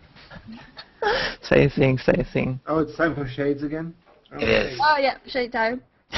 We came into this with shades. Come on. No, I don't have I don't any. have Do shade. not have any. I do have new glasses. Darn. That's. Hey, you with glasses are extra cool because you have them the whole time. There we go. I have Am I contact. cool yet? So much different. Yeah, I'm too tired to care. All right. To wrap up, Let's call it a night. we have fun tonight. We did enjoy everybody on the show. Thank you Yeah, very that was much fun. for staying up late or Yeah, Getting late, up early. very late. Okay. Staying up very early for you. Some of you need to go to bed now. so they Yeah, don't Do you forget. think? Says who? That's really Yeah, the point. programmer time. Yeah. Yeah. Time to write Yeah. code. Time to get 1 a.m. Oh, productive. yeah. So they don't forget who you Code. are. Before we wrap up, can you again introduce yourself for the people that came in late? Just tell who you are, and then we'll wrap up after that. I still think I know who I And then am, promote so it's whatever you probably... want. Promote what you have, if you have like a website or an application that you want to promote. Yeah. Go for it. So let's start with Amy again. Okay, I'm Amy. I'm a backend engineer over at Yahoo, and I'm here to promote Technovation Challenge to make sure people actually sign up to be mentors because these girls, we need more girls in technology. Or Totally. because I am literally the only one in my many person team, and it's a little annoying. I second that one. I support that one. Yeah. Okay, go ahead, Chris. Okay, I'm a JavaScript developer. I work with Node and Backbone and stuff like that. So yeah, follow me or circle me on G+ and we can talk. Awesome. For sure. And Liz? Hi again. I'm Liz Krane. I'm a student, I guess a Android enthusiast, beginning developer, and yeah, follow me on circle me on G+. I just did that too. Share us our number in the show. All these terms are a little stalkery. Yeah, seriously. I prefer circling. Yeah, circle What me I do for is I cool give stuff. everybody, just give everybody the information so they don't have to stalk me and like find stuff like here. Yeah. Here it is, all in one place. Yeah, the one place. All right, there we go. And Maya. Yeah. Well, I'm still Maya Posch, I believe, and well, I'm general developer, game, everything, mobile, very versatile. I also have a programming blog which you can find on the Google Plus profile, along with a link to my site with my all my work and stuff, and company website and everything. So circle me, Nice. please.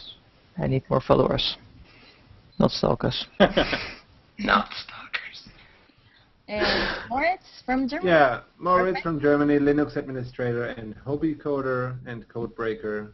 And Don't forget to +1. Oh, I love that. I had one of those. I gave it to my friend. Aw. I +1 him. You gave him +1 here, +1 you. Oh, that'd be Nice. awesome. I have a Just bunch have a of- Then he stack called me a stickers and traitor. start slapping people with +1s. Ah, gimme. You're awesome. +1 you. Now I have to get a Nerf bat just for that. You have to do it My like friend this. doesn't get this. He's like, why are you giving me the cross? I'm like, no. Nice. I'm giving you +1. That can be a little awesome. misconstrued. I Here we know. go. Oh, yeah, that was cool. Oh, yeah. Wait. That? Yeah, that one. Am I doing it backwards? That one. Alright, and Mike, you All right. want to end the show tonight? I'm Mike, and that's been our show. Yay. And I'm Yeah. Carmelyne. Good night. Oh, Good good. night. Good night, guys. Thank you. Thank you Bye. for having us. It was Thank- great. yeah. Yes, thanks for having me back. It's Yeah. awesome. Thank you for coming in for like very short notice. It was like totally like 2 minutes. Like, Chris, come in here. Yeah. I got it on my phone, actually. I wasn't even on my computer. Oh, Oh, well. Ooh. Mm. Are we still live? yeah, we're still live. But I'm gonna. Probably. If I end broadcast, it will kick me out of the Hangout. So Ah. I'll invite Well. you back. unless they fixed it, They're Good way to working on find it out. as usual. I guess I'll find Okay. out now. I'm gonna end it, and we'll see if I get kicked. Okay. Okay. Okay.